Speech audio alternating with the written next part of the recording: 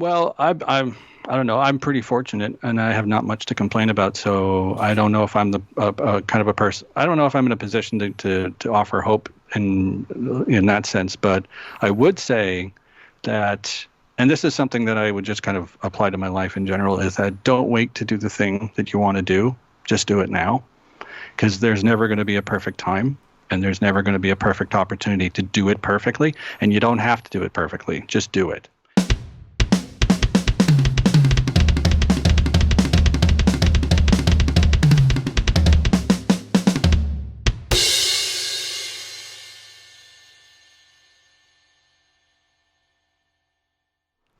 Hey everyone, welcome back to the All Music Matters in That podcast. I'm your host, Brian. And joining me today, Lee Rosevere. Is that how you pronounce it? Rosevere. Yeah. Rosevere. Okay, sorry about that. Mm-hmm. Where are you hailing from? I'm in Canada. I live on an island called Prince Edward Island in the main city there called Charlottetown. And I've lived all across Canada, Vancouver, Winnipeg, Toronto, but been here for the last 4 years, and I like this place the best. Oh, really? Is that part of the Maritime Islands? Is that what it's called? Yeah, it is. Yeah, part of the Maritimes. Nova Scotia, New Brunswick. It's all kind of like it's like a big circle. Like everybody's just kind of hangs out in the maritime area. It's a very community-based area of Canada, unlike I've experienced anywhere else from all the places I've lived. Just it's unreal the amount of the kind of support and just friendliness that you get from people who live here. It's great. I love living here. That's sweet. And the reason why I did ask was because me and my parents, we were actually looking to take a trip up to the Maritime Islands. I don't know if it was covering all the places. I don't know if it was covering Charlottetown too, but I just wanted to ask to see what it was all like first off. But it sounds like well, it's a little bit different everywhere you go, but definitely hit the main places like Halifax and Nova Scotia is one of the most popular destinations. But Charlottetown is also one, hugely popular in the summertime, especially. Like right now, the temperatures are around 20, 25, and it's fairly warm, but there's a nice breeze always going on. And we get about 4 months of good weather during the summer, and then we're in winter for the rest of the year. So there's like only 3 seasons. It's like summer, fall, and winter, and then we skip spring entirely. So it's kind of a running joke around here. Just jump right to spring or right to summer after winter time. Back to summer. Yep. And then it's hot and sticky, and then it's like deathly cold the next month. So like that's the way it usually. I mean, I'm fine with it. I don't mind the winter. I actually missed it when I was living in Vancouver, so it's fine with me. But everybody else hates it. So, but if you're going to come visit, now is the best time. I see. And it's funny you said 25 because it seems like you guys. It seems like everybody else in the world uses Celsius, but we use Fahrenheit for our temperatures. So you always see it. Our temperature would be more like 80 degrees Fahrenheit, stuff like that. But yours is Celsius. So I always find that. I think the old Great White North joke is that you just double it and add 30. So somewhere around there. It sounds about right. Yeah. All right. But regardless, welcome to my podcast here, bud. And I think people like to get to know a little bit more about your drumming history and stuff like that. So got the questions right here for you. You ready? Yeah, sure. Let's do it. All right. So let's start with the simple one. Tell us a little bit about your drum history. How did you get into drumming? I started drumming when I was about 5, and it was mostly because I was banging on the sides of the couch with spoons and forks and knives and things, and my parents decided to get me a practice pad so I could just do that instead of wrecking the furniture. So they gave me a practice pad, and I had that for probably about 3 or 4 years. I don't quite remember since I was 5, a long time ago. And then they got me a set of practice pads and actually did lessons and everything. And they said, if you're still playing drums by the time you're 12, we'll buy you a real kit. And I said, okay. And I kept drumming till I was 12, and then the time came and they bought me a Pearl Export. This is in 1985. It's a fiberglass set. I still have it. I haven't played it in years because it's just too loud, but I loved it. It's a great little drum set to kind of start off with, because there's so many times I've heard from parents who have their kids start drumming that they buy their kid the most expensive set on the market, and the kid plays it for about 2 months and then completely loses interest. So I would say if anybody's out there like looking to get into drumming, get your kid a practice pad, just one. And if he's still interested, or she is still interested in playing more often than that, and you just kind of work your way up. Don't go for like the most expensive thing. So I did that drumming all the way until about Yeah, well, I haven't stopped drumming really. Did all the way through school. Went into jazz band and concert band in high school. Had a lot of fun doing that. I only have had two teachers. My first teacher was a guy named Tom. Well, actually, three teachers. Tom was in Toronto when we lived there, and he went off. He quit drumming to go run a recording studio. And then I had another guy named Trevor, which I've forgotten his last name, but he was a conga player. So he introduced me to kind of just like jamming. Like we would do trade off 8 bars, and I wouldn't have to count. I would just kind of feel the music, and he thought that was kind of weird for my age because usually he's just like, I know 25-year-old drummers who can't do that. So we did that, and then we moved to a place called Nanaimo in British Columbia, and I had another drum teacher there, and I forget his name, but he was probably the worst teacher I've ever had because he tried to push me into doing jazz when I was not ready for it. I was probably about 8 years old, and I was listening to things like Kiss and the Beatles, a band like ELO. I loved all those bands. And just, it was just fun to play the drums. I wasn't taking it very seriously. But he thought I should be listening to jazz, and he was trying to push jazz on me, and I was not ready for it. So I just kind of rebelled and stopped playing for about a year, and then slowly just started doing it again, not taking lessons, just having fun and doing it for my own entertainment. And then it's just been self-taught since then. So then stage bands, high school is over. I get, you just play like for fun, just mostly like playing bar bands and clubs with my brother who plays bass. We did like R&B groups. And then I moved from Winnipeg to Vancouver with my wife and didn't really play for about 10 years because we lived in a small apartment. So there was nowhere to put a drum set. And so, just didn't do it for 10 years. And then we moved to a townhouse that I was able to buy an electric kit because they don't make as much noise as my regular kit did. And by that time, technology had actually gotten really pretty good for electronic kits. Because up to that point, I've tried a few, and I was never really satisfied with the level of sensitivity or the feel of them. They just felt really weird to play. And then I got this kit, and just like, no, this feels pretty good. I think I could get used to this. Plus, I was really missing playing in general. And so I've had the electronic kit since 2010, and that's been pretty much all I've been playing. And and then just started posting drum covers on YouTube about 4 years ago. Well, I didn't know you were going to cut off right there, to be honest. Yeah, sorry. No, I've been talking too long anyway. No, you were good. I just, normally people close off and be like, yep, and that's my story right there, that sort of thing. But yeah. No, that's pretty cool. So you really jumped around a good bit, and it seems like you've also been in cover bands too, I guess. How many have you been in? Just one or two cover bands. My brother and I were in a band called Johnny God in Winnipeg. In fact, I have the demo cassette right here. This is the band. They were a Winnipeg group. Two Gotcha. sisters were the main group, and my brother and I. The big joke was that we were the ABBA of the alternative scene because there were two sisters, two brothers playing in the band, and was in their band for about a year, but. Didn't really. They wanted to go on tour. Like they had more aspirations of being a successful group, and I wasn't into that. I was just having fun, and plus we were playing kind of divey places in Winnipeg where if I was making more money at $5 an hour working at Radio Shack during the day than playing in the band, that didn't make sense to me. So I just said, yeah, no, that's okay. I don't need to keep doing that. Yeah. So and then other cover bands were just kind of like playing. We had a lead singer who was her name was Jennifer, and she was a representative for an IPA beer company, and she would go around and sell to particular clubs and restaurants and things. And she would also say, hey, I'm also a singer in a band. And then they would kind of go, oh, really? We're looking for musicians. So we would kind of go and we'd play like Joan Osborne covers and Robert Cray stuff and just a lot of whatever we felt like playing. It was mostly R&B, like Etta James covers. And that was a lot of fun. That was at a time when I was kind of more into just like, playing in a band just for fun of playing. It's not really challenging musically, but it's just a lot of fun. So, yeah, I did that for a while, and then I haven't really played any gigs since then. So it's been about over 20 years since I've actually played anywhere. And I would say it's a little less pressure, too. When you just try to get in the studio, you got to know how to keep track of everything else as well.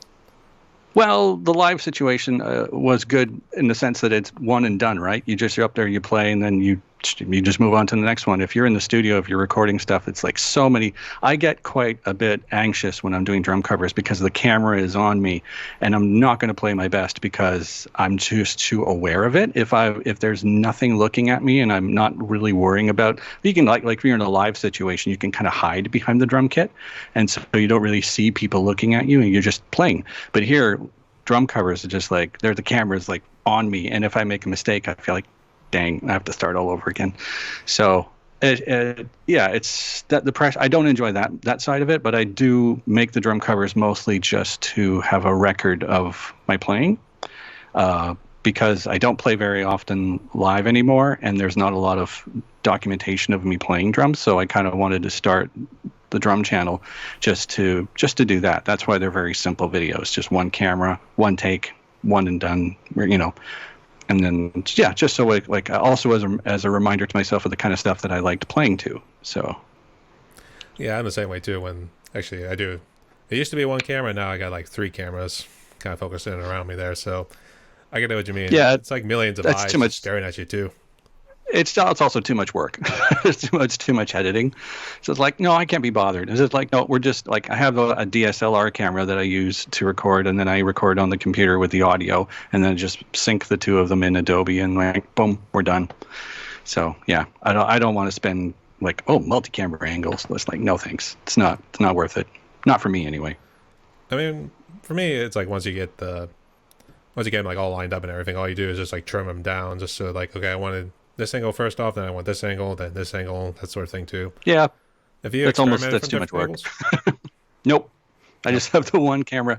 I'm just lucky if I can get the camera to like the entire drum kit to be pictured in the lens and not have it, and kind of like I want it like over top of me so you can see like my feet playing and everything and all my arms, but you can't necessarily see me, which I'm fine with. So I'm not crazy about putting my face on the internet, so that's why I do that. That's another reason why. Mr. Anonymous in a way. I just prefer to be that way. I don't have to have my face out there. It's not important to me. I mean, this is just, the drum covers are just me practicing basically, and if people enjoy watching them, that's great, but I'm just doing it mostly for myself. I see. And speaking of your drum set, is it nearby by any chance, or is it in another room? It's behind me. It's a Roland TD9. And it's what I've seen the drum. I mean, it's fine. It's a very basic module. I don't do very much with it. It's not fancy at all. The only thing I did was replace the bass kick pedal, because the one that comes with it is like the standard beater, and it's really loud. In the house I'm in now, it sounds like it's going to go through the floor. So I got the one that has like the click on it instead. I forget what they're called. It's just a little tap thing that it cuts down on the sound a little bit, so that's what I've been using. That's the only modification I've made to it. I even use the same sounds that are in the Brain. I haven't messed around with it, getting any other kind of plugins or anything to record with. It's just straight off the machine. I see. And what kind of sticks do you play? Oh, I don't know. I have to look. These are the ones I'm using now are Vic Firth Nova Series 5A. I probably bought these about 4 years ago. I don't really have a particular brand that I stick with. I just like I like these because they're light and bouncy, and so I can just like move around with them pretty quickly. I don't like those heavy tree trunk type drumsticks. They hurt my hands. So I prefer these ones that are just kind of like light, bouncy. They just move around, and you can just, twirl easy.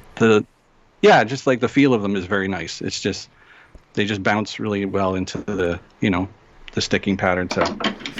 So otherwise, I mean, if they're Vic Firth or Pro Marks, it doesn't really matter as long as it just feels good.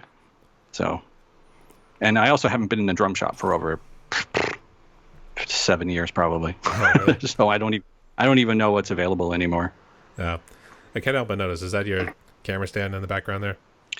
That is the camera stand, yeah. It's kind of it's taped down on a bunch of boxes just to kind of like lean over. It's hard to get a camera angle where it's leaning over my head so you don't actually see just the top of my head. So it kind of has to hang over a little bit. And so it's, I don't know if you can see it. I can see it now, right there, yeah. Yeah, it's a bit of a wonky angle, but it works. So I can just attach the camera to it, and then it's taped down on the leg, so it's not going to fall on my head when in the middle of doing a taping. So yeah, it's very basic setups. I see. Yeah, let's see. Have you you say you play it on acoustic sets and electric sets? Did you have a preference between the two? Outside maybe noise I would control? Well, if noise wasn't a problem, I would prefer an acoustic set with electronic drums in it. Like a hybrid of the both would be the ideal situation, but that's not possible. So I don't mind playing acoustic electric sets. They're fun. They can do things that real acoustic sets can't do. I mean, I've got mine set up so everything is really kind of small and tight and low together, which is how I would have an acoustic set up. But with this one, you could just move around like super quick. I did play an acoustic set about a year and a half ago, I hadn't done so for 20 years, and it was just weird. Like suddenly everything is far apart, and you really have to work to like hit stuff, and it's like, wow, I'm not used to this. So I mean, it took a little getting used to, but it was fine after about a half an hour of playing on it. But it's a totally different feel, especially when all I've known is this for the last 10 years. So but yeah, it would be great to have both. That would be ideal. I mean, one day when I have like, a full basement studio and everything, I'll set up a huge drum kit and everything and just go to town. But for now, this does the job.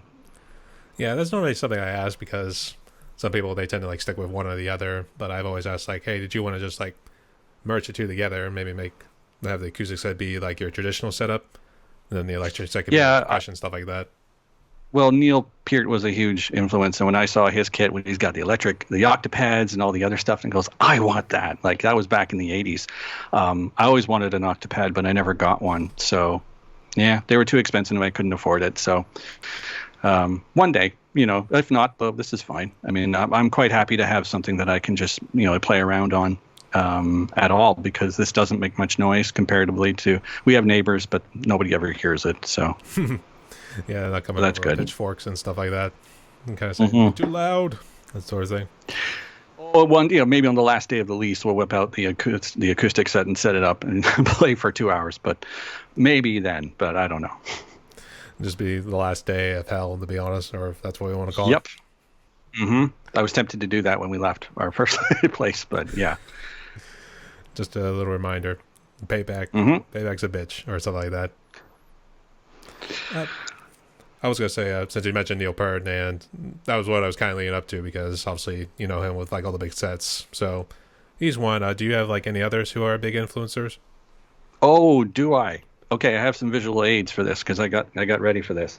Okay, so earliest influence, there's two. This is back would be when I was about 5 years old and I started doing like lessons and stuff.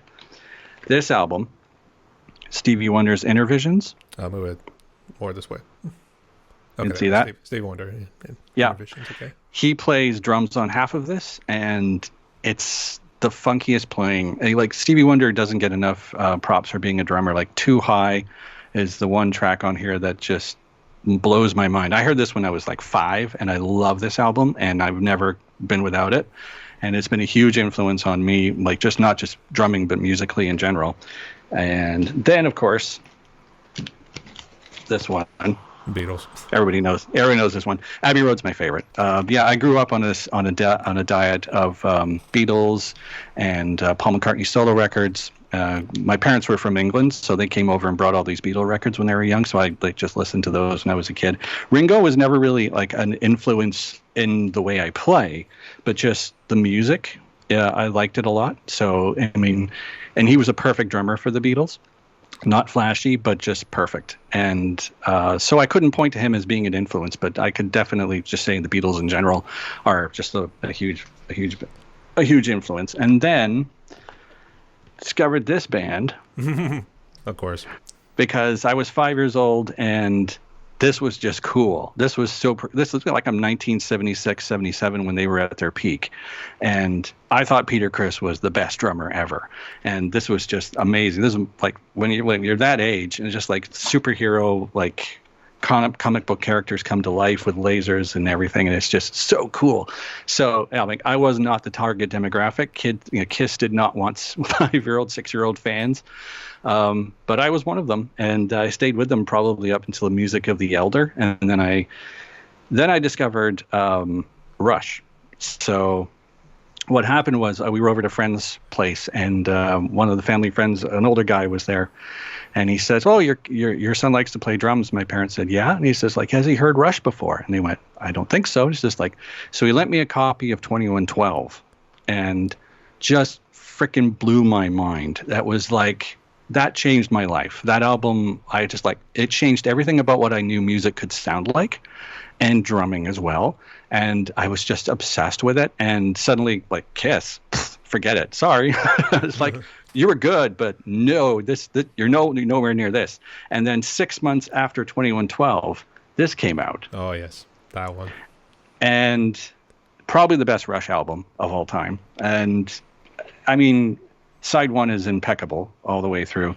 And it's just been such a monumental part of my life since hearing it back when it came out over 40 years ago. And nothing was the same after that. It was like, suddenly I want to start learning, more complicated stuff on the drums. Rock and roll was great. I was still listening to top 40 and stuff, and I could play along with it. That was fine. I got a Carmen Apache album that he put out in the early 80s, and I used to play along to that and double bass for the first time. That was fun, but this was just a whole other level. So it's like, and then I discovered the whole world of prog rock in probably 1982, 83, right when everybody's listening to Prince, Van Halen, all the popular acts of the 80s. I'm listening to this. Jethro Tull, thick as a brick. Yep. Yes. I went so big into Jethro Tull, it's not funny. I have about 7-8 copies of this record in different formats. This was the first album of theirs I heard, and I just flipped. And it's like, again, it's one song that's 45 minutes long. That was intriguing enough. And it's like, okay, well, I have to hear this song that's 45 minutes long. That's amazing. So, and I loved it too. It's very melodic. It's funny. It's well structured as well. Beautifully arranged and played. And suddenly it's just like, this opened up a whole new world of prog rock to me that I just did not know about. And then I got into Genesis, Yes, King Crimson, you name it, and all the big ones. I just flipped for them. And there's this band. You probably don't know this group. Let me see. FM. It sounds familiar. I don't know. My dad knows them, but were they more the 80s? No, this was 70s. This was 1970. This is 78. This one came out. This was their first album, Black Noise, and Canadian group from Toronto. Martin Deller is the drummer, and he is just fabulous. I heard he gave lessons to Neil Peart at one point, but they were friends. And he used to Neil Peart used to wear Peart. I always say Peart. Used to wear FM T-shirts when they were on tour, and they were a great band. They got a little bit more poppy in the late '80s and kind of changed their sound a lot. But the first 3 albums are just untouchable in terms of great Canadian prog rock. And then you got the Yes album. This is my favorite one, Drama. I'm not supposed to like this one because everybody's close to the edge is the one I'm supposed to like. But this one, the rhythm section here, after John Anderson left the band, and it was Trevor Horn singing lead vocals, who would go on to produce 90125. Chris Squire and Alan White on this album, just their rhythm section, they've never played so fiercely before, and it's they're just interlocked, and it's a mix of heavy and melodic and fast and everything Yes is, but it was a little heavier, a little bit more rocky, which I was totally into. So that album, that's my favorite Yes album. And then probably sorry if I'm going on too long. Probably the other most influential drummer in my life was Phil Gould from the band Level 42. I first heard Something About You, so I bought the 12-inch remix of that because I was into 12-inch remixes back then of bands that shouldn't be putting out 12-inch remixes. And then this album, Level 42, A Physical Presence, it's a double live album. The playing on this is just unreal. Phil is he's listening to a lot of bands like Mahavishnu Orchestra and Tony Williams, who I wouldn't discover until many years later. But this was my introduction to that kind of playing, super fast, jazzy, and really groove centered. Mark King, the bass player in the band, is always going do. He's really busy on the bass, so the drums have to fit somewhere in there that don't overshadow him, but also complement what he's doing. And Phil just like nails it. And then also like he does all these like super fast like rhythmic fills, like, and he just does them so smooth, and it's all live, and the band is just super tight. I mean, this is probably one of the best live albums I've ever heard. And if people have an impression of what they think Level 42 sounds like, this will change what you think Level 42 sounds like. They were like Lessons in Love was a huge hit, Something About You was a huge hit, but that album was just and then after doing that, started getting into looking for more interesting and difficult stuff to play, because like just going like, okay, we got the prog rock stuff, that's fine, we got the jazzy stuff now, and now I've discovered, of all people, Frank Zappa. This is probably my favorite Frank Zappa album, called Studio 10. It doesn't have the most amazing playing on it, but it is like it has everything on it that Frank Zappa is best known for. There's the sense of humor, there's the goofiness, and there's the like really intricate and what I find like beautiful song like composing for a band and stuff like that. His lyrics don't really resonate with me. They never really have, and that's one of the stumbling points that I have a lot with Frank Zappa's music. But the music, though, the way the music is written is insane. And then discovering like drummers like Vinnie Colaiuta, who played with Zappa in the late 70s. He's probably my number one drummer if I had to pick one, as I say, because he can do everything, and he does everything super well, and he's played on so many records. Like he's played on Belinda Carlisle records, and then he'll go play on an Alan Holdsworth album. Like there's just nowhere there's nothing in between that he can't play.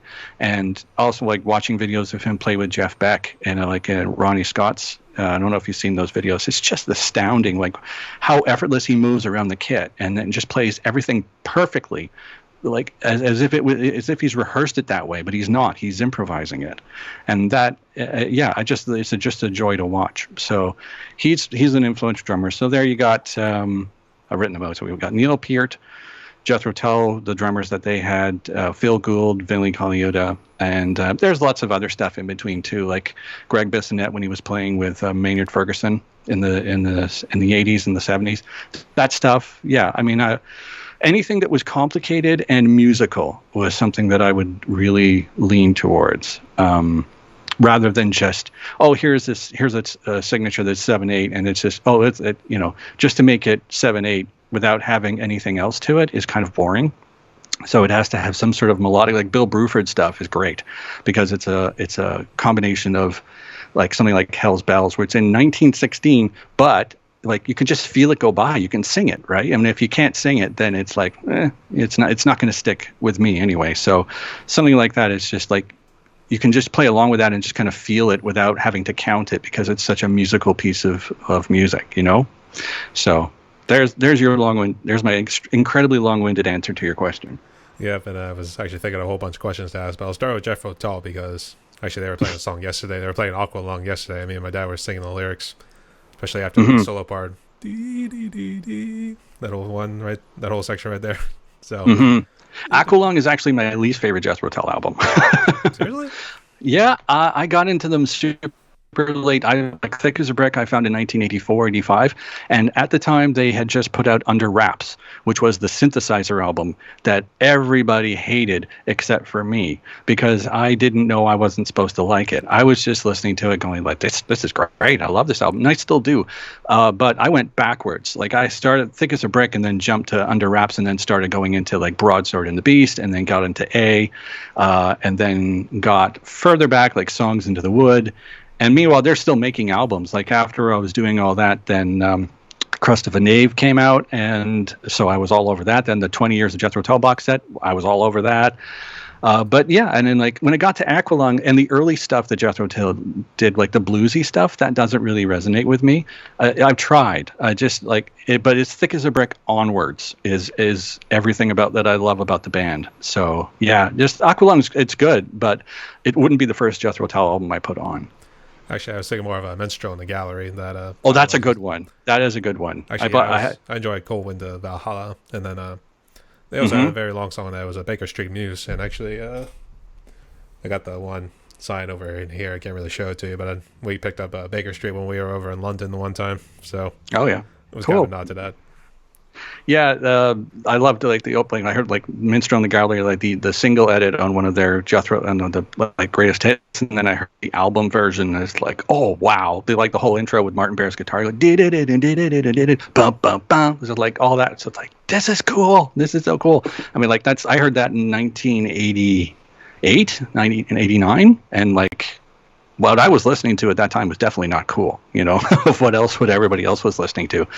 And yeah, that's about like the heaviest stuff I listen to now is probably like Steven Wilson's stuff, like when he gets into his little bit like more darker prog heavy guitar stuff. But and even then I can take it in doses, but I don't listen to a lot of heavier stuff.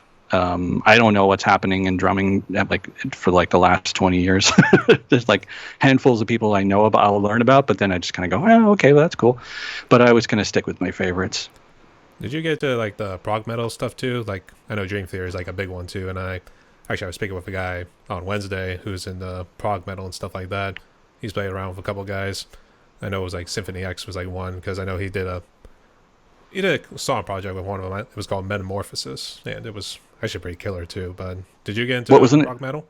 No, not at all. No. Like what would be an example of like a band from prog metal?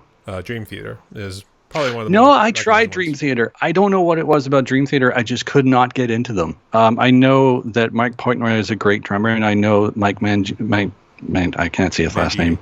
Mangini is a great drummer as well. I have a documentary that he appears in on drumming that somebody sent me, and I can recognize the talent, but the music is just leaves me kind of cold. So I don't know why. Them and Queensryche were another band that were huge in the 90s, and I tried them and I just went, nope, can't do it. And then I started like listening to stuff like the Meters, and I got heavily into James Brown stuff. Like there was the Star Time box set that came out in the early 90s, and it was just like, wow, like James Brown stuff, but when you really get deep into like the early 70s stuff, like songs like Mother Popcorn, where the drummer's just playing the same thing over and over for like 6 minutes and never wavers, but he's totally in the pocket and he's totally funky, and it's just great. I mean, like it taught me a lot about restraint, because like up to that point, you got prog rock and jazz and all that stuff, and it's all flashy and fast and everything, and it's like, but if you're actually going to play with a band, you need to calm down, and you need to, like, I played with this one blues guy named Mark Reeves in Winnipeg, and I did a fill. It was just like, it was totally in time, but it was just like, and he went, stop. It's like, don't do that ever again. It's like okay, because like he just wants like keep it in the beat, keep it simple, like don't overdo it, because it's not what the music calls for. Blues music, R&B music, it's all about the feel, it's all about the grooves, not about you showing off. So like, just don't do that.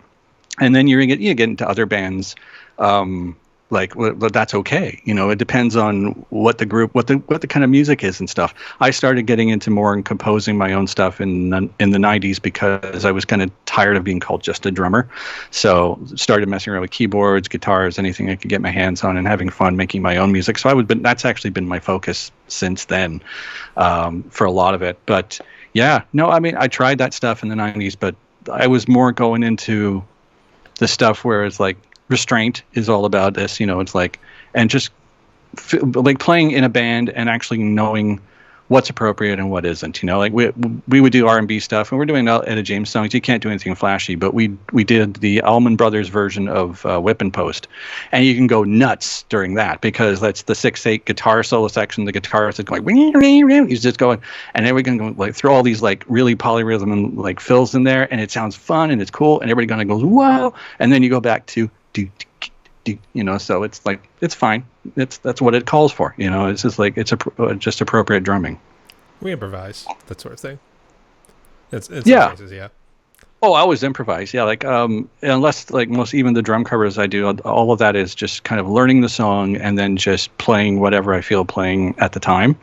The only exception is Neil Peart, because for some reason, every drummer needs to play it exactly the way he played it, which I think is probably a nod to like it's more of a classical performance in a way, that because he wrote the piece, he rehearsed the piece, and this is the way he always plays it. So that's the way you should play it. And yeah, I mean that's fine sometimes, and every other drummer though is kind of like, no, you can put your own fills in here, you can do your own thing, as long as you follow along like the structure of the song and like hit all the things you're supposed to hit and things.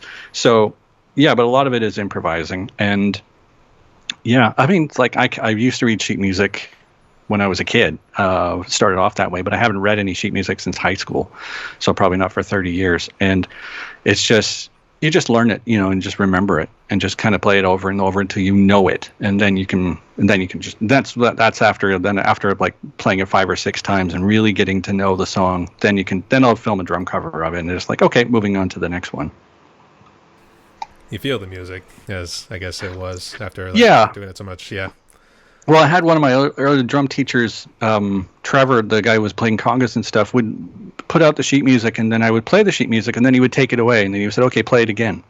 And it was like, okay. And you just kind of either go from memory or go from feel. And it's like, it kind of really puts you in just thinking about like how the music or whatever the beat or something, that's like, how do you interpret it? Like, you've read it, you know how to play it on the page, but now take it off the page and make it your own, right? So that was an important lesson for me from drumming. That is yeah. I mean, any drummer, like, do you know Gary Husband? Have you heard that name? He played with Alan. He played with Alan Holdsworth on keyboards, but he also played with Level 42 as a drummer. And somebody did a drum cover of Alan Holdsworth City Nights, and it's Vinnie Colaiuta plays it. And apparently it's Vinnie's favorite piece that he's ever played on. And it is just, I cannot figure it out. It's all in 4/4, but it doesn't sound like it the way he's playing it. I sent Gary Husband the video on Twitter, and I said, like, somebody did like this drum cover of it, and it was like every note was exactly the same the way Vinnie played it.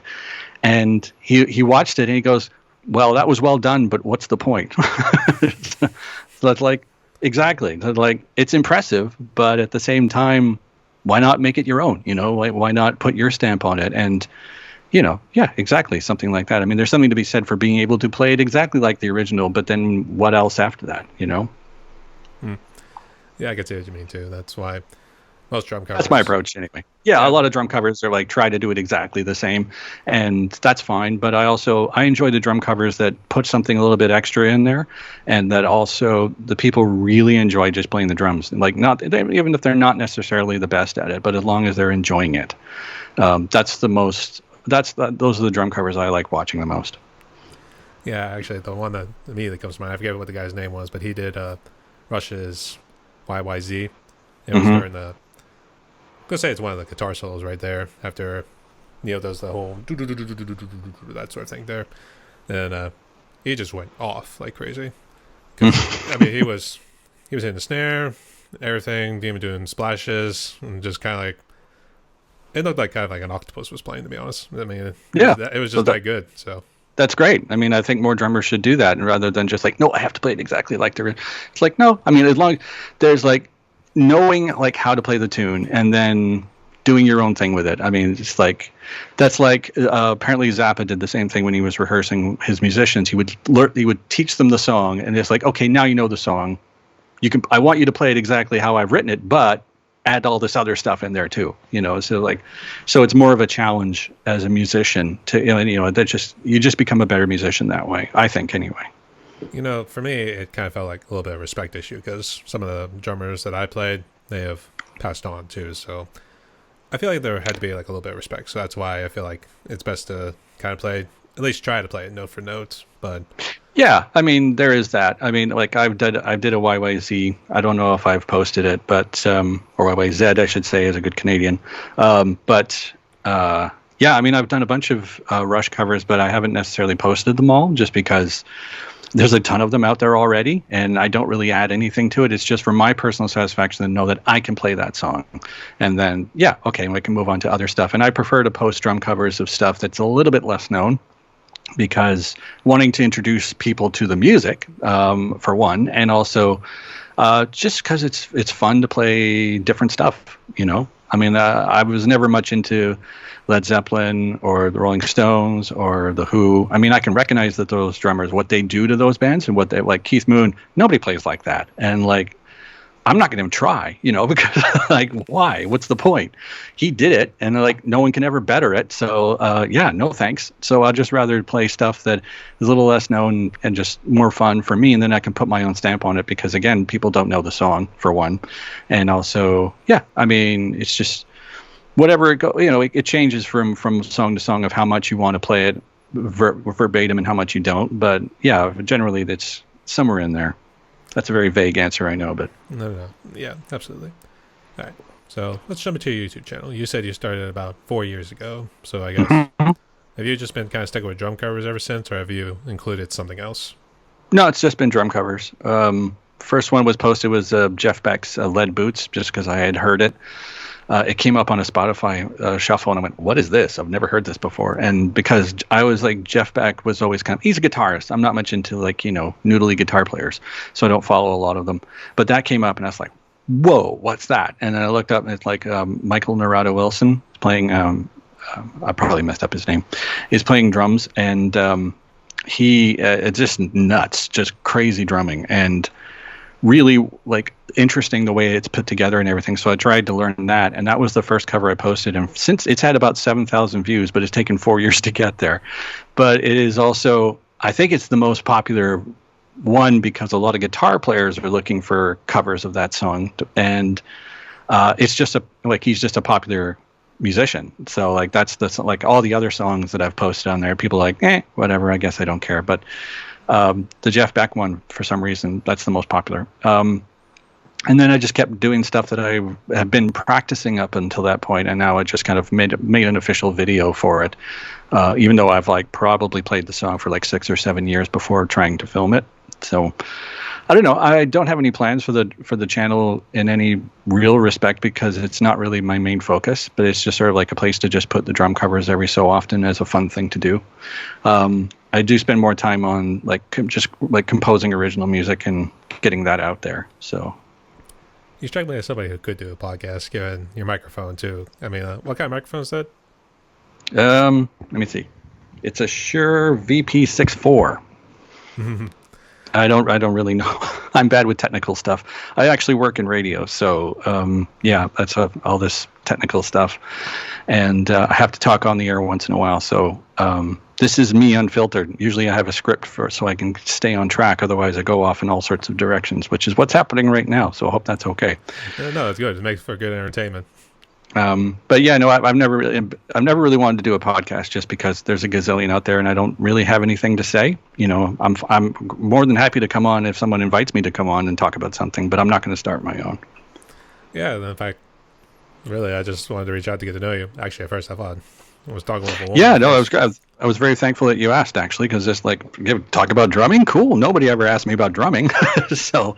Yeah, I hardly anybody knows that I actually play drums in some regards because I don't really talk about it much. But yeah. Yeah, and mostly my episodes have been mostly with drummers so far. I've had a couple guitar players on, but I'm trying to at least expand it. But you have to start off small before you work your way up to be a big fish at some point. So it'd be nice to turn this into a full-time career, but we're well for yourself to turn it into a full-time podcast, or it would be, yeah, because that's something you enjoy doing a lot. I just started it this year, but I'm actually really enjoying it right now. So it's actually not too bad because one, since we're talking through Skype here, it's first off it's free. You don't have to worry about paying for anything, even outside. Yeah, why not? Even for people who are outside the states or overseas or anything like that. So it's always good. And I mean, this is also good because I've been more of an introvert of anything. So this is a good way to kind of break down that barrier. So it's good talking to you. Yeah, get out of your shell a little bit. I'm mostly introverted as well. I'm not the kind of person to walk into a room and go, "Hey, I'm here." I just kind of sit in the back and kind of wait for someone to talk to me. But if you get me on a topic that I'm pretty passionate about and have been doing for a long time like this, then yeah, I'll I'll talk. I think if we were walk into a room, I would have no idea that you were also a drummer too. So that would be That'd be No. hard then. I think it was easier then because I already knew, hey, he's a drummer, so we at least got that much in common. So I at least got questions here to ask him. So Yeah, I mean, like even the music that I make, I don't drum on. I usually just use loops or samples on the computer and stuff. I actually don't play drums on them. Back when I was in junior high, there was a big competition to who was going to be the stage band drummer that year, and I was in grade 7, and I was such a nerd. I walked into the band room carrying my sticks and a piece of sheet music in a yellow no name like shopping bag. And the room was filled with all these other guys who had long hair and they had jeans and ripped jeans, and they had their drumsticks sticking out of their back pockets, and they were so cool. And I went to the audition and I sat down and and they said, okay, so who wants to go first? And they all look at me and they go, this guy. So like, hey, I'll let him go first. So I was like, okay. Didn't tell them that I've actually been playing drums for over 10 years at that point. So sit down at the kit and say, okay, well, I'm going to play this piece of music here and I improvise for 8 bars and then I'll play the rust of it. And they went, okay. And then I just did bloop, bloop, bloop, did my thing. And as soon as I stopped, like half the room just walked out. So it's like, I did not look cool. I was not like your typical drummer. I like the fact that I played drums saved me from getting beat up in high school and in junior high many times, like because I was such a nerd. Like the guys were just like, man, I'm gonna pummel you, and some of the guys, don't touch him, man, he's a good drummer, he can play the opening to Twisted Sisters, we're not going to take it, so like leave him alone. I was like, okay, all right, you can play that? Yeah, I can play that. And it's like, okay. So that saved my bacon more than once. yeah, the nerd kid walks in and there's all the cool kids and everything. The nerd happens to outclass him too. So Well, I was just completely like an unassuming nerd. Like I didn't tell them what I would do. And like most of them are playing in like rock bands and stuff, and they thought they were really cool. It's just like the image of the drummer with the long hair and the leather jacket with no shirt on and the ripped jeans and just like, hey man, it's like, no, that's not me, and that never was me. I don't fit into the drum thing. I don't even like I said before, I don't even like going to drum shops. I hate going to drum shops because the guys who work there are usually like jerks and just like really kind of like intimidating and just a-holes, so I rarely go in there. I'll go in and get my pair of sticks and then I'll leave, but I'm not going to like sit at the kits and try to talk to the guys and like, chat drums and stuff. And that's like, no, thanks. It's not me. I mean, I've heard horror stories also from like women who go into drum shops and it's like, no, it's just like the whole bro mentality is just like, oh my God. No, it makes you want to quit drumming, Oh, I see. Actually, I was thinking we need to get a few beers in this guy here because then maybe he'll be a bit more talking or a nice happy drunk. Does that happen at times? Who, me? Yeah. No, I don't drink, so no, that never happened. A couple of times when I was in Johnny God, we were playing this one place. What was it? I forget what it was called, but it was a dump. And there were these 2 women sitting at the front, and they were like, kept going, we like the drummer. And it's like, oh. And then during the break, they came up and said, hi, you're really good. Do you have a girlfriend? I go, yes, I do. And they went, oh, too bad. And then they left. That's like, just like, no, thanks. I don't like being not in control. So yeah, I would never, I've had a glass of wine or something, but I'm not a drinker by any far stretch. Never been drunk in my life. Thank goodness. So who knows what would happen? I think he might let a few things slip here and there, but I think he'd be the happy drunk. That's what maybe me a couple times. Maybe it'd be kind of fuzzy, but that's not a scene I've ever been a part of. Just touring in general and playing in bar bands is just not my thing. Like being around drunk people when you're not drunk is no fun. Yeah, basically when they're just hugging you for like no reason or they're in your face and stuff like that. So. Yeah, it's like, hey man, how big's your kit? And I'm like, I don't know. I really don't know. It's just like, you sound a lot like this guy. Okay, thank you very much. Like, I'll be over here now. So yeah. Yeah, actually, I think you would also, if you were drinking, I think you'd know like when to call it off. I think you'd feel a good buzz, but then you'd be like, okay, I need to pretty much stop. Probably start drinking water. So I mean, that's how I do too. After a good couple of Long Island iced teas. Yeah, I've never had one of those. It's never been a thing for me. It's just never been something I've been into. Smoking the same thing, but just have no urge to do it. Mm-hmm. Very sweet. I will admit that. It's very sweet, the Long Island iced teas. I will say that. Oh, okay. I'm all for sweet stuff, so it's probably good I don't have one. Okay. So, All right.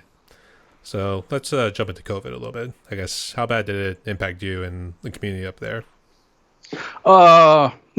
we were great for about a year and a half because PEI is an island, so we shut the borders down, so nobody could get in or out for about a year, and we just kind of like life went on pretty much normal on the island. We had concerts, we had gatherings, everything was fine.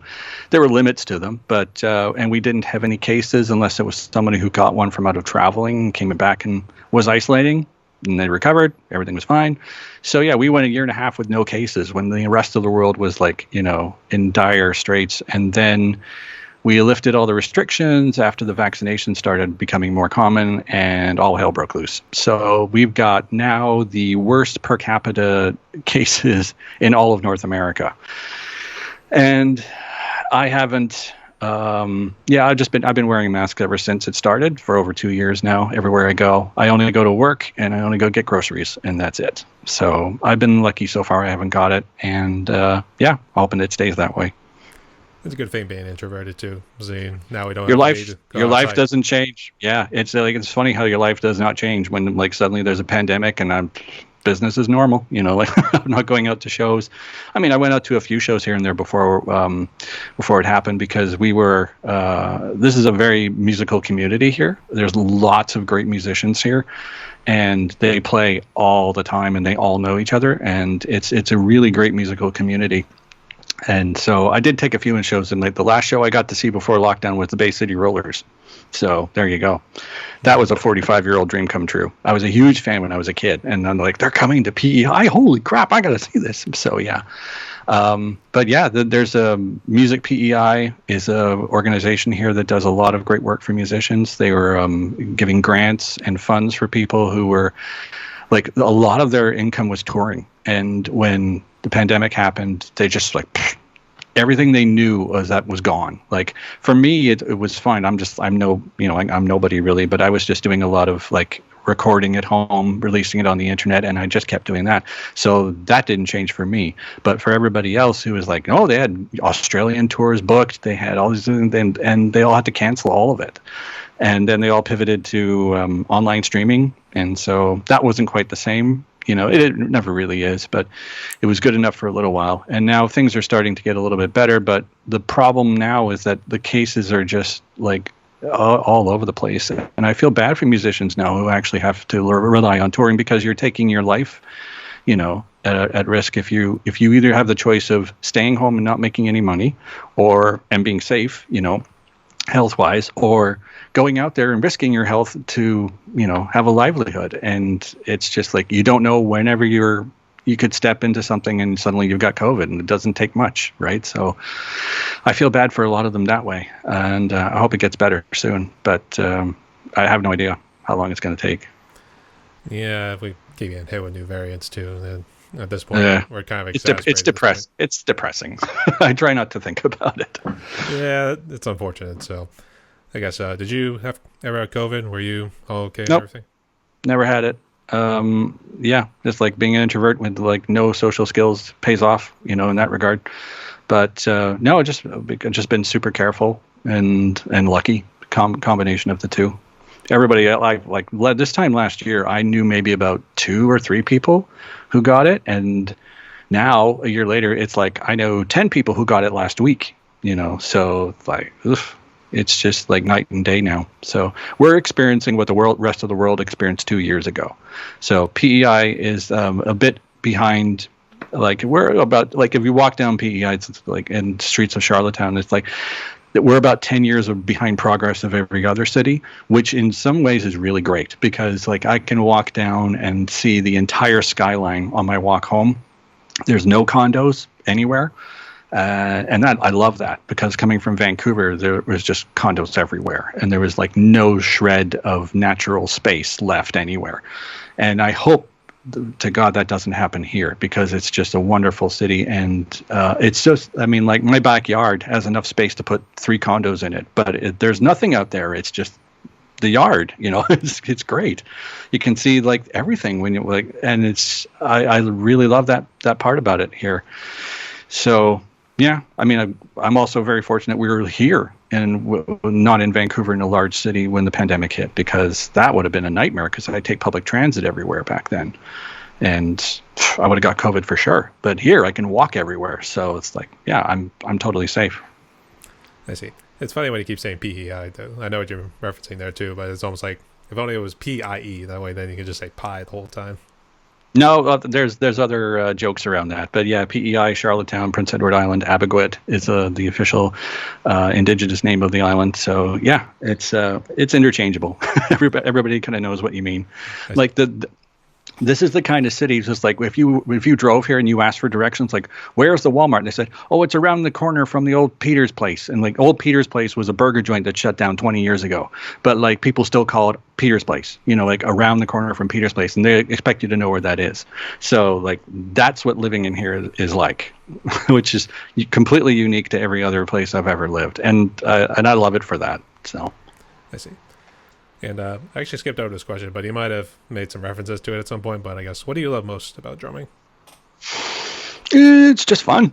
It's just a lot of fun. It's a great way to get out aggressions, and it's good exercise. And I like because it keeps my my brain kind of like a little bit more sharp. Because you have to like coordinate all your joints and everything and play along in time and stuff. And I get a really good workout from it. So, and it's fun. I mean, I've been doing it for 45 years now, so it's just off and on.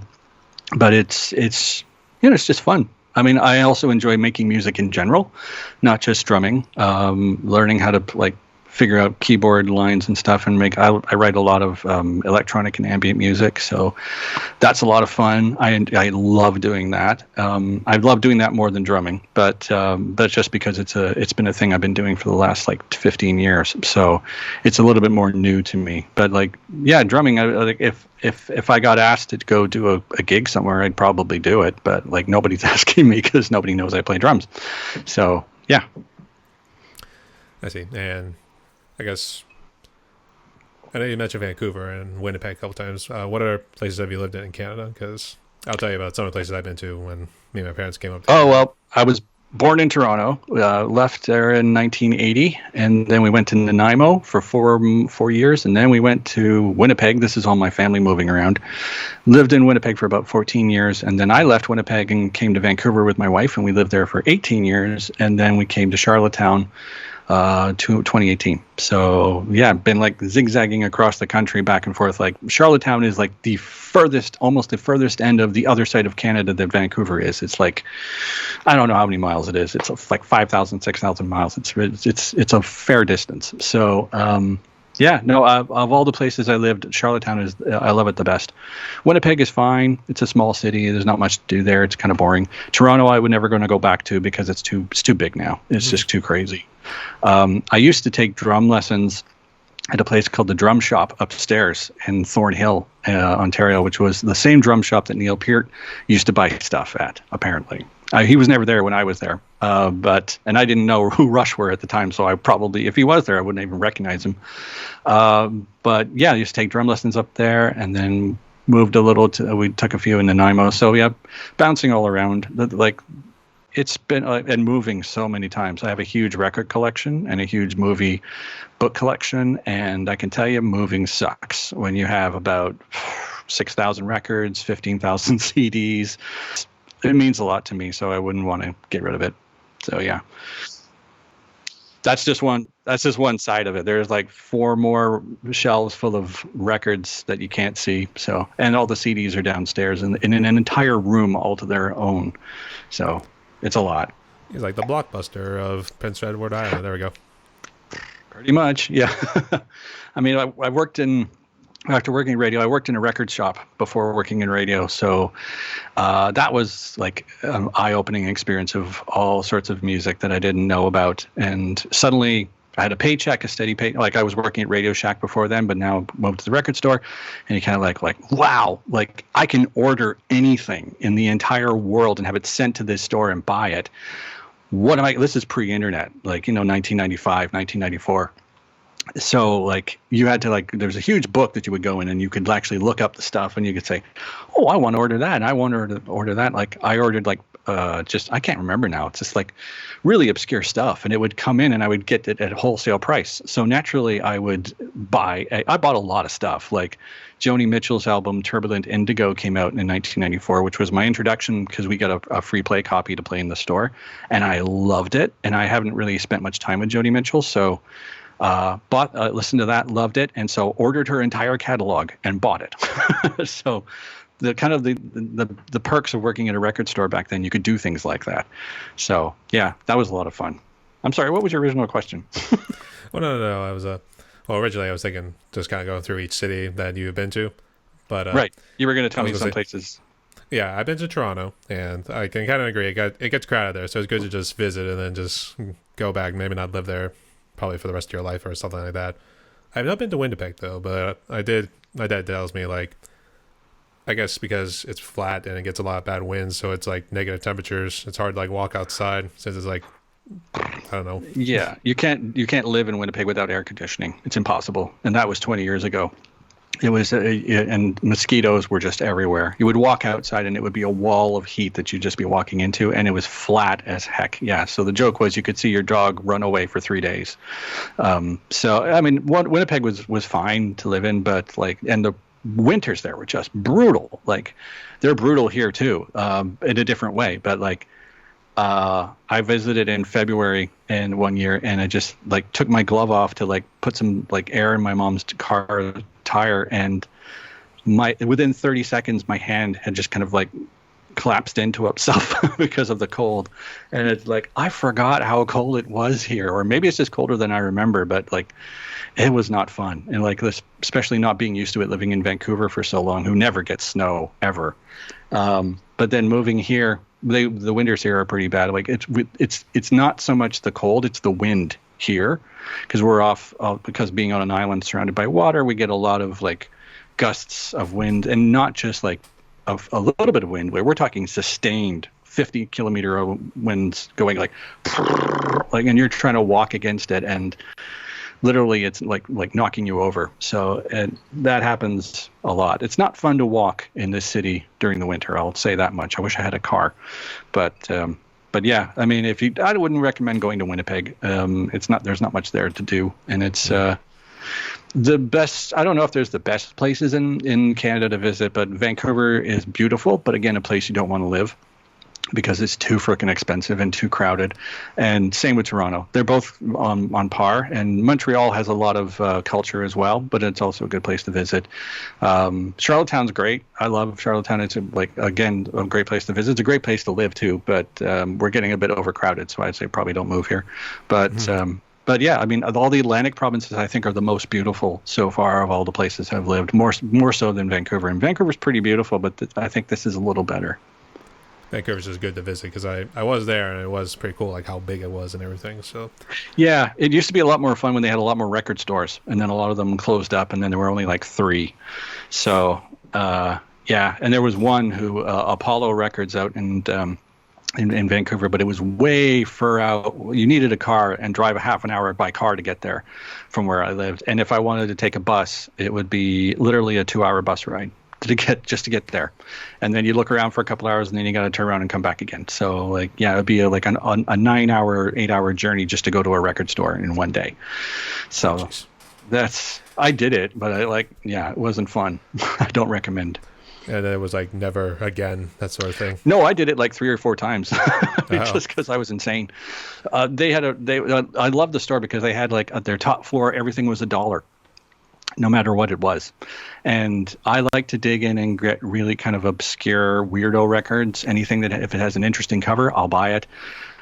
There was a whole bunch of, somebody had dropped off like boxes and boxes of cassette singles that they had purchased from the late 80s and 90s.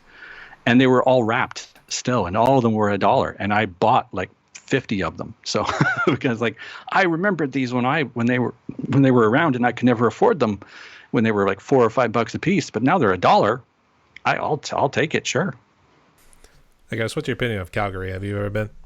Been to Calgary once. We were there for an Optimist Band Festival in 1988 or 89. It was fine. We didn't explore much of the city. There was the strip mall behind that we were staying in the hotel, and there was that long kind of like stores where there's no cars. It's just like a big mall where all the stores were. There were a couple of cool record stores in there that I just went to record stores, which is all I ever did. If like where are the record stores? I'm going there. And yeah, so I didn't see much else of the city unless we all went on like a bus trip or something.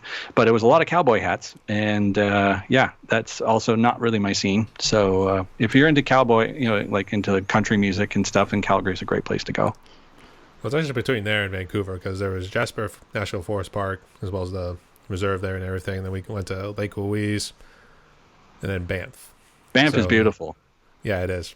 It yeah, was very beautiful. They have a really neat recording center up in Banff where they have Canadian musicians are invited to come like do residences up there, and they have like all this vintage recording console and equipment stuff to just and you're just allowed to just do whatever you want, just make music with it, and you have to be invited, unfortunately. But it would be that would be a dream. That would just be so nice because I have a love for like everything vintage and stuff from the 70s and weird electronic stuff from the 80s to make music with. I still got the pictures of all the ones I took from all the places we had visited because it was one long trip all the way through up to Calgary before we headed back home. Then we just went to Toronto on a separate trip. Yeah, beautiful stretch up there, all the mountains and everything. I did love seeing the mountains when I lived in Vancouver every day. That was nice. But there are a lot of drawbacks if you're living there. So yeah, if you're visiting, it's fine. You can take advantage of that stuff. Yeah, that too. I guess, let's see. All right. This is part of the podcast where now I give my interviewees a little bit of freedom to ask me anything or if there's anything you'd like to get off your chest. So, guess what else you got there, bud? Let's see. I'll go with what are you most proud of in your life? In terms of drumming or just anything? Put you on the spot. I know. I'm just trying to think though, because you got to think of everything throughout your life up until this point, though, too. Could be something simple. It doesn't have to be a great, a big answer. I definitely starting this podcast, and then I would definitely want to try to get into writing too. Writing what? Another thing. At first, like short stories, but I do want to write an epic fantasy kind of series. Oh, cool.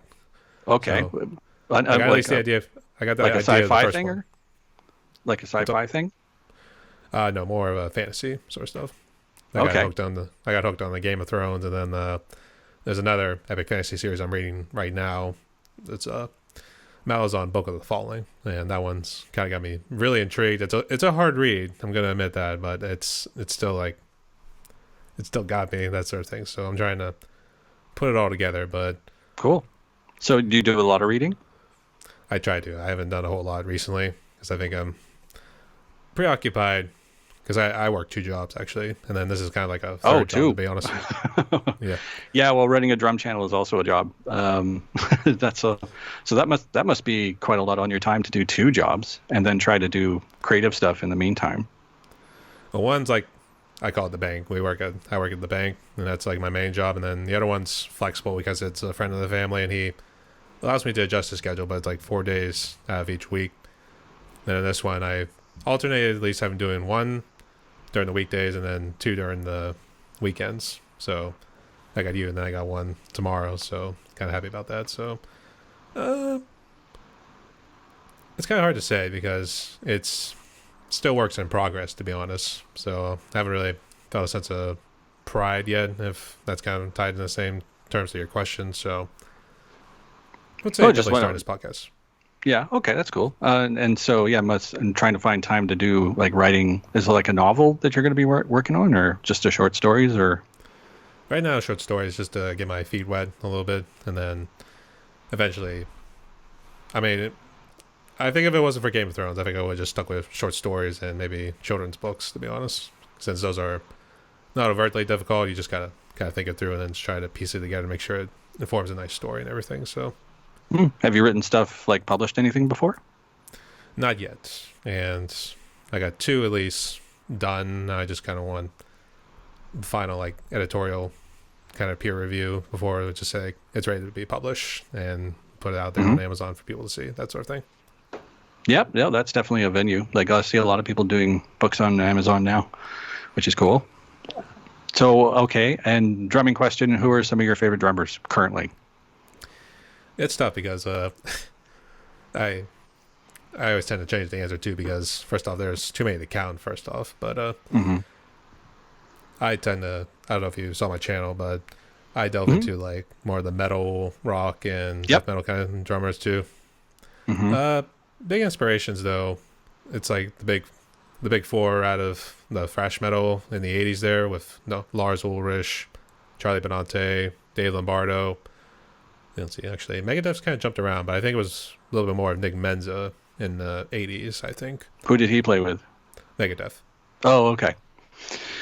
Yeah, And then, bands I don't know much about. I know of them, but yeah, I couldn't name their drummers. So, well, they jumped around a good bit, but I think he came around and stuck around for a little while. And I think he was more the late '80s. So, and then Pete Sandoval was another one. George Corlius from Nile, he was out of Greece. Let's see, I can't pronounce his name, but he's from Poland. But Inferno, who plays in the dark black and death metal band Behemoth, he's also an inspiration too. So cool. Very different from my experience yeah, of drummers. Yeah, no. but definitely Portnoy has recently got my attention too because I've done a couple Dream Theater covers. So I kind of like how his drumming is, and I can see what he's doing too. So I like his attitude. I've seen a few Dream Theater, like just the drum solo videos that are excerpted on YouTube, where it's just him interacting with the audience, and he's such a showman. But he's got the chops, obviously, to back it up. But he also falls into the whole like making drumming look like it's a lot of fun. Like enjoying drumming and having like people come on stage and play along with him and stuff.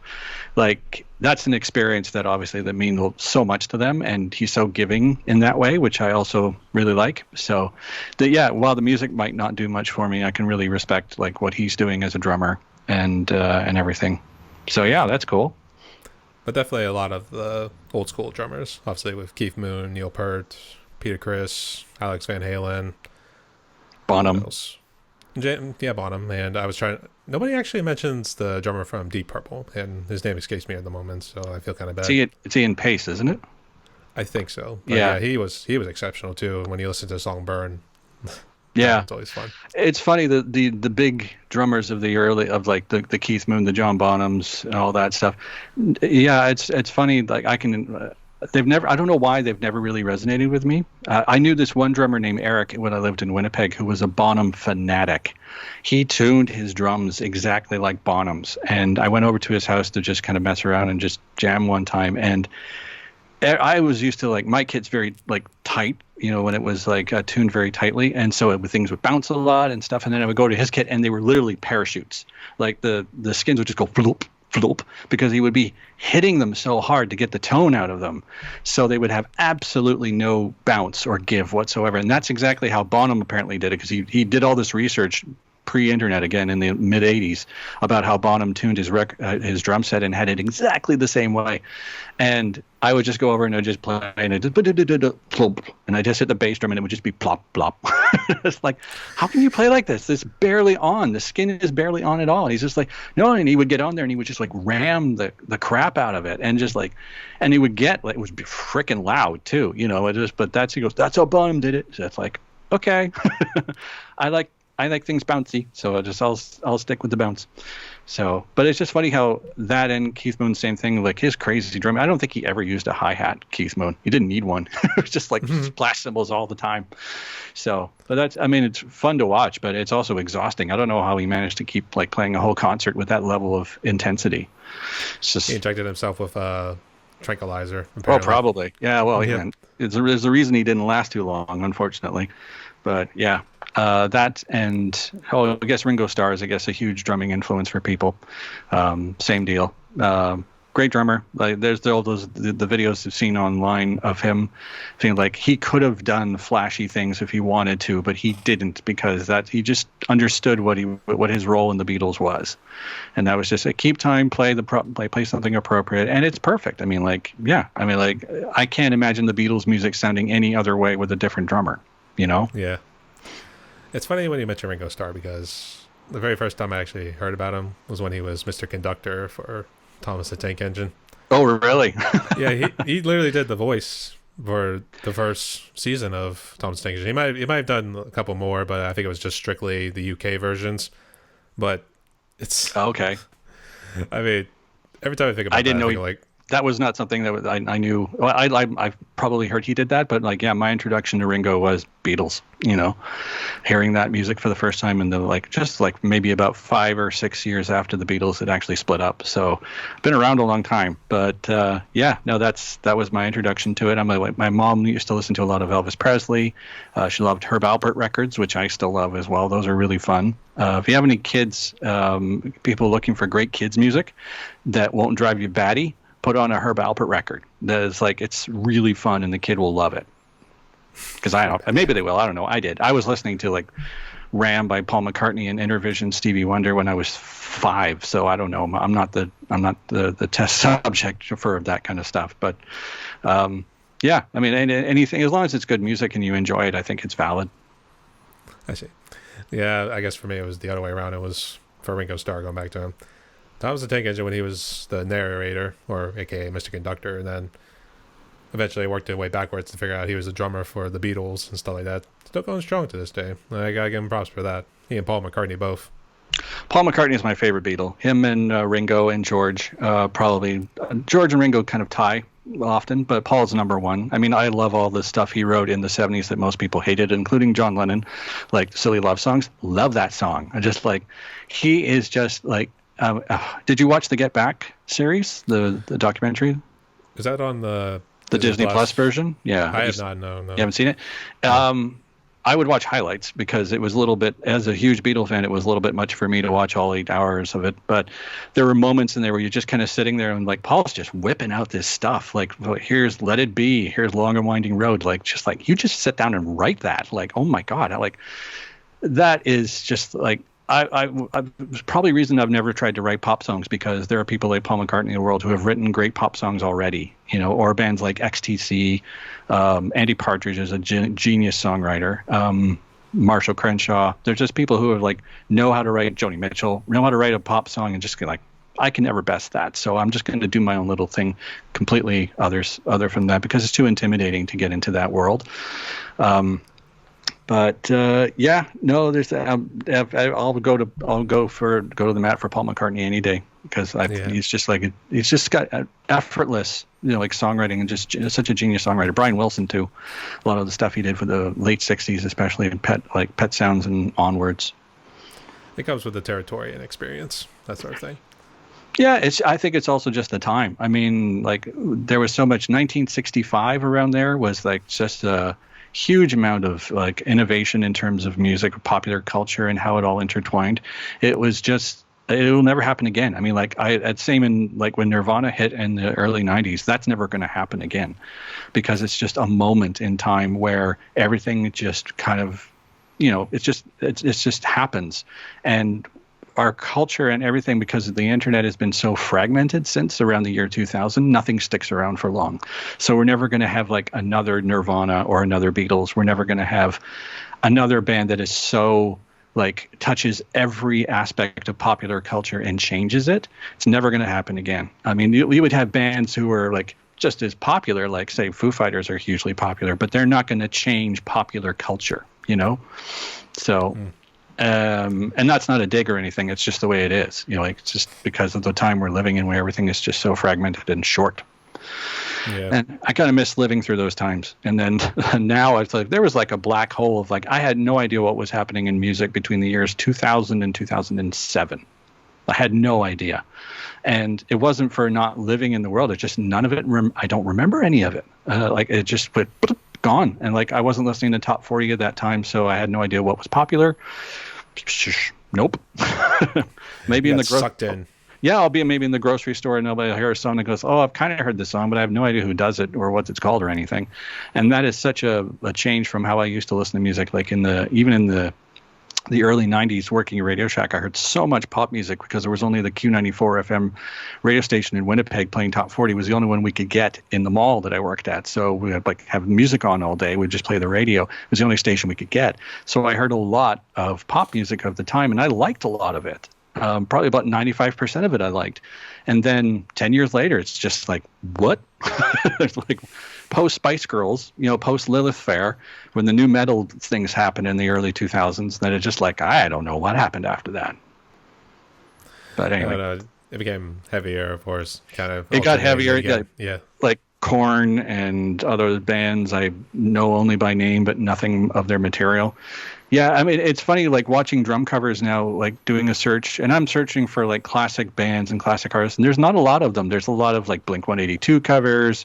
Here's I don't even know, Linkin Park covers, like bands that I have no connection to whatsoever. And like, there are so many drum covers of that stuff. I guess it's just because it's the generation. That was like 20 years ago now.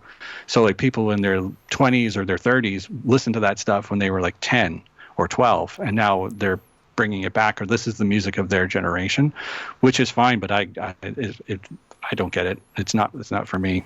It's not my thing. Get a lot of angry people coming to your door now. That's for sure. Oh, probably. It's like it's what you like. It's what you know. It's fine. I mean, I come from a completely different background in terms of drums. Like I know albums inside and out that nobody's ever heard of. Like my favorite album of all time is Big Jim Sullivan Plays the Music of Gilbert O'Sullivan, which was never released on CD or digital. It's only on vinyl. I have 5 copies of it because I love the album so much. No one's ever heard of it. It's got some really funky drumming on it and some killer guitar playing. It's a great album, but nobody knows it. And to me, it's a classic. But like, if I talk about it, people go, "What? Never heard of that before." So It's all about what you know. Yeah, absolutely too. So, did you have any other questions, or is it okay we jump to the last question? No, I'm good. All right. So the last question here, normally this is one I always like to ask. So what sort of message of hope could you give to musicians out there, or people who are kind of in the same shoes as you are, I guess, given what COVID has done out in the world? Well, I don't know. I'm pretty fortunate, and I have not much to complain about. So I don't know if I'm the kind of a person. I don't know if I'm in a position to offer hope in that sense. But I would say that, and this is something that I would just kind of apply to my life in general, is that don't wait to do the thing that you want to do. Just do it now, because there's never going to be a perfect time. And there's never going to be a perfect opportunity to do it perfectly. And you don't have to do it perfectly. Just do it. There's a guy I know named Matt Farley, who has written 24,000 songs in the last 12 years. A lot of those songs are not good. 98% of them are pretty good. But the rest of them are literally, if you look him up, he's got a band called the Toilet Bowl Cleaners. And he kind of take advantages of the fact that Spotify, people do random searches for weird words in Spotify. So he's got 10 albums of poop songs, and they're hugely popular with kids. I think Billie Eilish discovered one and became a huge fan of like that song. That's Matt. That's what Matt does. He does all these he bangs out all these songs with absolutely no effort whatsoever, and then spends about a little bit more time actually writing good songs that he's more proud of. But meanwhile, he just pumps out this other stuff just as like search engine optimization music. So he's doing that, and I always take like the lesson from that you should just do it and don't wait. And even if it's not perfect, like don't sit on something. I can't sit on something for too long when I'm doing something, like, because I'm just too impatient. I want to get it out there and move on to the next thing. So if I'm like even writing a song, if I start a song and finish it in one day and I think I'm happy with it, I'll just put it out there and then move on to the next thing. He does the same thing, and it's kind of like this. It's this attitude of working that just like, no, just like do it for fun. Like the other thing is I like don't have any expectations about what you're doing creatively, and any kind of like, if you're doing it for the right reasons, which is just for yourself mostly, then you will, it'll be the most meaningful, and also things will come back to you. If people recognize authenticity when they see it and when they hear it, as opposed to doing something for the masses of what you think other people want, then you're going to lose, because you can never please everybody. So just please yourself, and people will come along for the ride, especially if they see that you're enjoying what you're doing. Then that's it. Then you'll get it might be a small fan base, but it's a dedicated fan base. And even if you don't get any fans at all, do it anyway, just for the sake of creating something that you put out into the world and make it a little bit better. And also the other lesson that I've learned over the years is that you never know how much you have touched someone's life, even in a small positive way. We go through, like, you can go about your day and something like that, but you could do something that someone else, something simple like just smiling or someone saying hello or good morning or something could mean the world to somebody else, or just something that you've done they can discover years later that means a lot to them. So I would just say, do whatever you want to, whatever it is you want to do. Don't wait to do it. Just do it now. Put it out there. Don't worry about the reaction. As long as you're doing it for the right reasons, it's all good. So that's my extremely long-winded answer to your question. Yes, and spoken like a true prodigy. But you always like to say it too. So, I guess, anyway. Lee, we actually reached the end of my podcast because an hour and a half. I'm sorry, it's just like no, that's good. 3 times as long as normal. Actually, no, I talked with a guy and we literally almost went for 2 hours, to be honest. So you're pretty good. Oh, okay. This is economic by that standard. Well, other times, some interviews they'll be like real short, and I'm lucky to probably get 30 to 40 minutes out of them. And they'll just give me like the real short answers too. They won't like give me long-winded answers similar to what you've done. So yeah, as we say in radio, when somebody goes, "Oh, I'm sorry, did I talk too long?" I said, "No, we like good talkers. The more you talk, the better. It's the people we don't talk we don't like. It's just like yes, no, maybe. Like I can't work with that. Give me more. So yeah, I probably gave you more. You're not going to edit this, hopefully. If you do, I gave you a lot of work. I know, but hopefully there's no issues or anything like that, because sometimes you get little glitches here and there. But glitches, but if not going to edit for time, so hopefully that's something off your plate. Yeah. Oh no, we go with the whole thing. Cool. Well, maybe in the beginning, because we at least want to cut out that little stuff there, because we're just saying hello, that sort of thing. We just want to jump right into the intro, and then right. Inside baseball. Yeah.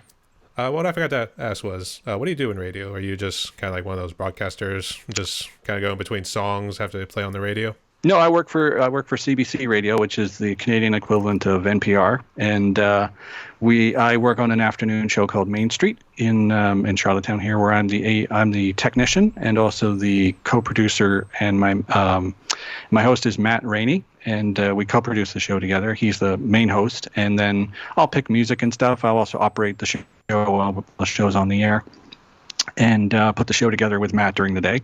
It's arts focused. We do a lot of arts interviews, play music. There's a little bit of news and current affairs, but generally it's pretty arts focused, which is, I love that, because when I lived in Vancouver, I also worked for CBC, and it was a morning show.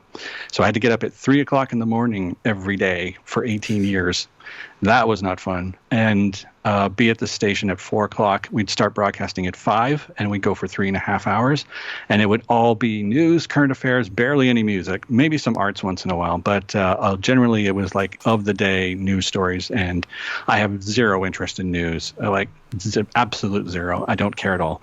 But I just kind of fell into that because it was just something, I just worked out well with the host. His name was Rick Clough in Vancouver, and he became a really good friend, and he taught me a lot about hosting by just watching what he was doing and how to talk and do interviews and things.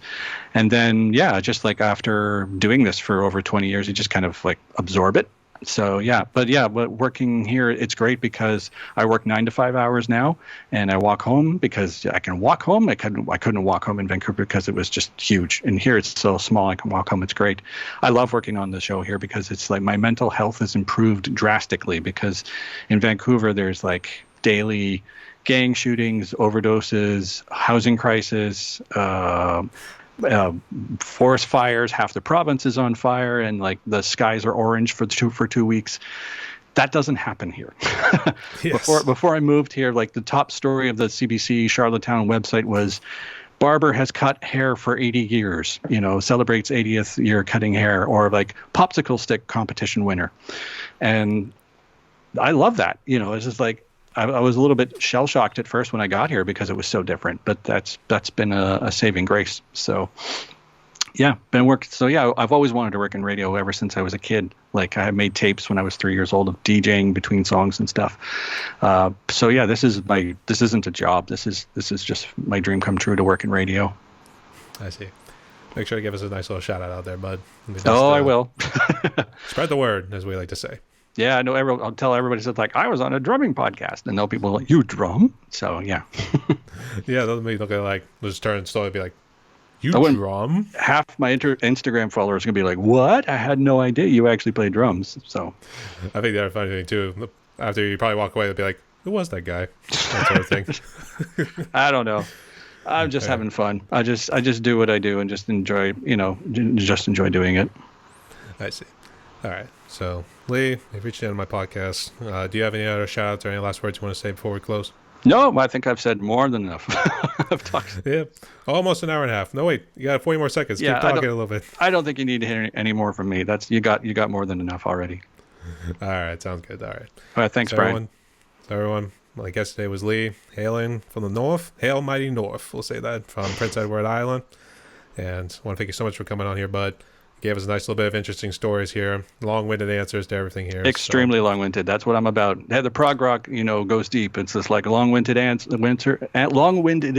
and drum solos. There you go. Long winter answers. Freudian slip. Works both ways. Anyway, absolutely. thanks for having me on, Brian. All right, no worries. Lee, stay safe. Stay You too. tuned, y'all.